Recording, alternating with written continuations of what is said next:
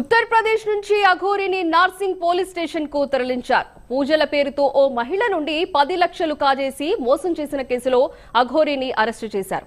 అఘోరితో పాటు వర్షిణిని కూడా హైదరాబాద్ కు తీసుకొచ్చారు. ఏసీపీ ఆధ్వర్యంలో అఘోరిని విచారించిన తర్వాత రిమాండ్ తరలించే అవకాశం ఉంది. ఇప్పటికే అఘోరి మోసాల పట్ల పోలీసులు ఆధారాలు సేకరిస్తున్నారు.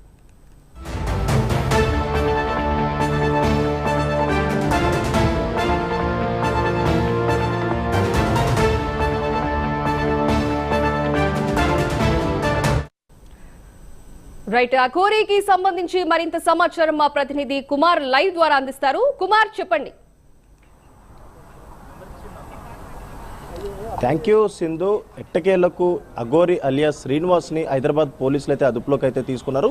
నిన్న ఏదైతే ఉత్తరప్రదేశ్ మధ్యప్రదేశ్ బార్డర్లోని అఘోరితో పాటు శ్రీవర్షిణిని కూడా పోలీసులు అయితే అదుపులోకి తీసుకొని హైదరాబాద్కి అయితే తీసుకురావడం జరిగింది.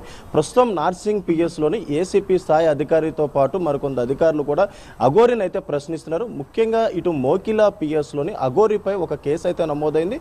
10 లక్షల రూపాయలు తీసుకొని మోసం చేసినట్టు ఒక మహిళ ఏదైతే ఒక ఫిర్యాదు ఇచ్చిన నేపథ్యంలోని ఈ ఫిబ్రవరి 25వ తారీఖుని అఘోరిపై ఒక ఎఫ్ఐఆర్ అయితే నమోదైంది. ఆ కేసు ఆధారంగా ఒక ప్రత్యేక బృందం ఇటు ఉత్తరప్రదేశ్ మధ్యప్రదేశ్కి అయితే వెళ్ళడం జరిగింది. అక్కడికి వెళ్ళిన తర్వాత అక్కడ అఘోరిని అదుపులోకి అయితే తీసుకున్నారు. అఘోరితో పాటు శ్రీవర్షిణి కూడా అఘోరితో పాటు ఉన్న నేపథ్యంలోనే ఆమెను కూడా అదుపులోకి తీసుకొని ప్రస్తుతం హైదరాబాద్కి అయితే తీసుకురావడం జరిగింది. గతంలో ఏదైతే హైదరాబాద్ సికింద్రాబాద్లో ఒక గుడిలోని విగ్రహ ధ్వంసం మొదలుకొని అక్కడి నుంచి అఘోరి ప్రస్థానం అయితే మొదలైందనే చెప్పొచ్చు.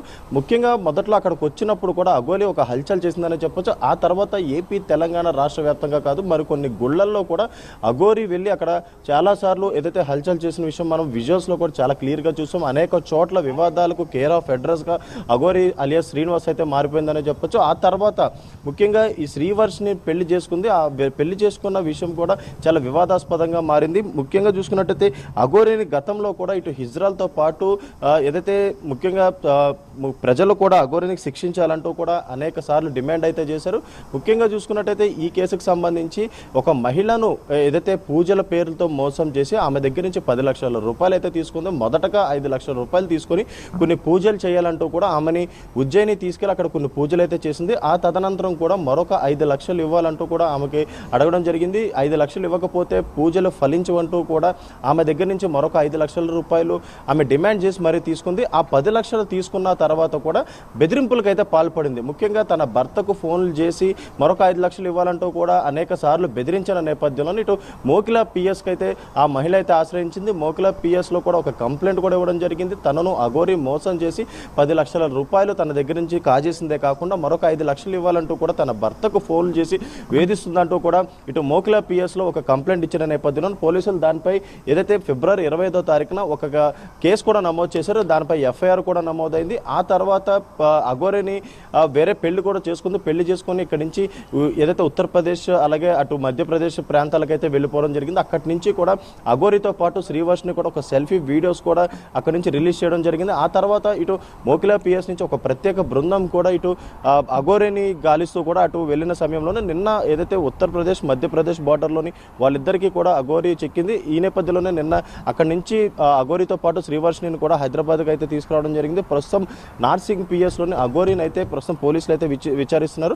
అలాగే గతంలోని అంటే అఘోరి అలియాస్ శ్రీనివాస్కి గతంలో మరొక పెళ్లి కూడా జరిగిందంటూ కూడా మరొక మహిళ కూడా ఇటు ఏదైతే మహిళా కమిషన్ కూడా ఆశ్రయించింది. మహిళా కమిషన్ ఆశ్రయించడమే కాకుండా తనకి న్యాయం చేయాలంటూ కూడా ఇటు ఆ మహిళ అయితే కోవడం జరిగింది. ఆ మహిళ దగ్గర కూడా సుమారు 9 లక్షల రూపాయలు అఘోరి అలియాస్ శ్రీనివాస్ తీసుకున్నట్లు కూడా ఆమె అయితే చెప్పడం జరిగింది. ప్రస్తుతం ఏదైతే ఈ అఘోరి ఆగడాలకు సంబంధించి ప్రస్తుతం పోలీసులు పూర్తి ఆధారాలు అయితే సేకరిస్తున్నారు. ప్రస్తుతం నార్సింగ్ పిఎస్లోని అఘోరిని విచారిస్తున్నారు.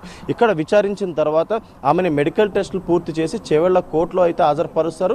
ముఖ్యంగా చూసుకున్నట్టయితే ఈ కేసులకు సంబంధించి అఘోరికి కూడా 14 రోజులు రిమాండ్ పడే అవకాశం అయితే ఉంది. ఎందుకంటే గతంలో ఏదైతే ఈ పూజల పేరిట అనేక మోసాలకైతే పాల్పడింది. అలాగే మరొక పక్క ఏదైతే తాంత్రిక పూజలు అంటూ అలాగే పూజలు చేసి వాళ్ళకి న్యాయం చేస్తానంటూ కూడా అనేక మందిని మోసం చేసిన దాంట్లో కూడా అఘోరి మెయిన్ పాత్ర పోషించినట్లయితే ప్రస్తుతం తెలుస్తుంది.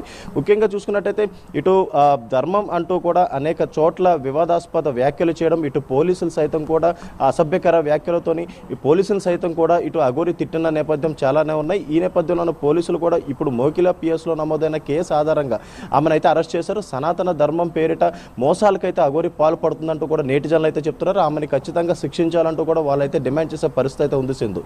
Right, thank you Kumar.